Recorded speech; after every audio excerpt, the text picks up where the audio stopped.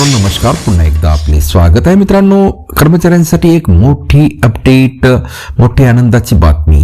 18 महिने DA release, 50% DA basic मध्ये. जाणून घ्या, ही मोठी गिफ्ट मिळालेली आहे. नवीन शासन निर्णय या व्हिडिओच्या माध्यमातून. त्याकरता हा व्हिडिओ शेवटपर्यंत पहा. मित्रांनो, चॅनल आपण अजूनपर्यंत सबस्क्राईब केलं नसेल तर सबस्क्राईब करा, व्हिडिओला लाईक करा आणि ही मोठी बातमी आपल्या मित्र व परिवाराला सुद्धा शेअर करायला विसरू नका. तर मित्रांनो, केंद्रीय कर्मचारी आणि पेन्शनधारकांसाठी गेल्या 3 वर्षापासून प्रलंबित असलेल्या 18 महिन्याच्या महागाई भत्त्याचा विषय आता एक निर्णायक टप्प्यावर पोहोचला आहे. कोरोना काळातील आर्थिक अडचणीचे कारण देऊन सरकारने रोखून धरलेला हा हक्काचा पैसा आता व्याजासह परत मिळण्याची शक्यता निर्माण झाली आहे. दिल्लीतील प्रशासकीय हालचाली आणि सर्वोच्च न्यायालयातील कायदेशीर लढाई यामुळे 2025 हे वर्ष कर्मचारी आणि पेन्शनधारकांसाठी अत्यंत महत्त्वाचे ठरणार आहे. थकीत कालावधी आणि त्यांची पार्श्वभूमी. मित्रांनो, 1 जानेवारी 2020 ते 30 जून 2021 या 18 महिन्याच्या कालावधीत केंद्र सरकारने महागाई भत्ता आणि महागाई सवलत पूर्णपणे गोठवण्याचा निर्णय घेतला होता.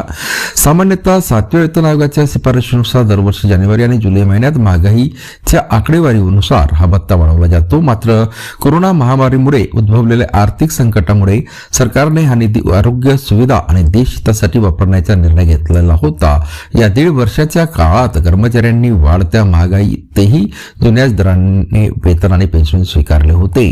11% तांत्रिक फरक आणि गणिताची गुंतागुंत कशी आहे पहा. मित्रांनो, या 18 महिन्याच्या काळात महागाई भत्ता घोटवला असला तरी महागाईची आकडेवारी सतत वाढत होती. त्या काळातील 3 महत्वाचे टप्पे पुढील प्रमाणे होते. 1 जानेवारी 2020 4% वाढ, 1 जुलै 2020 3% वाढ, 1 जानेवारी 2021 4% वाढ. अशा प्रकारे एकूण 11% वाढ अपेक्षित होती.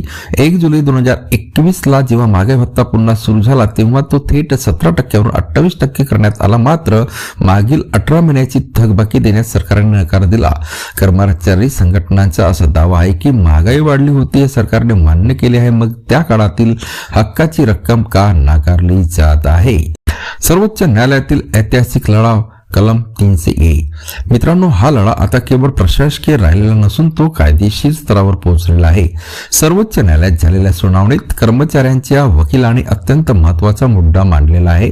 भारतीय संविधानाच्या कलम 300A नुसार वेतन आणि पेन्शन ही सरकारची मेहरबानी नसून तो कर्मचाऱ्यांच्या मालमत्तेचा अधिकार आहे. न्यायालयानेही पूर्वीच्या अनेक निकालात म्हटले आहे की केवळ सरकारी आदेशाने कर्मचाऱ्यांचे हक्क कायमचे हिरावून घेता येत नाहीत.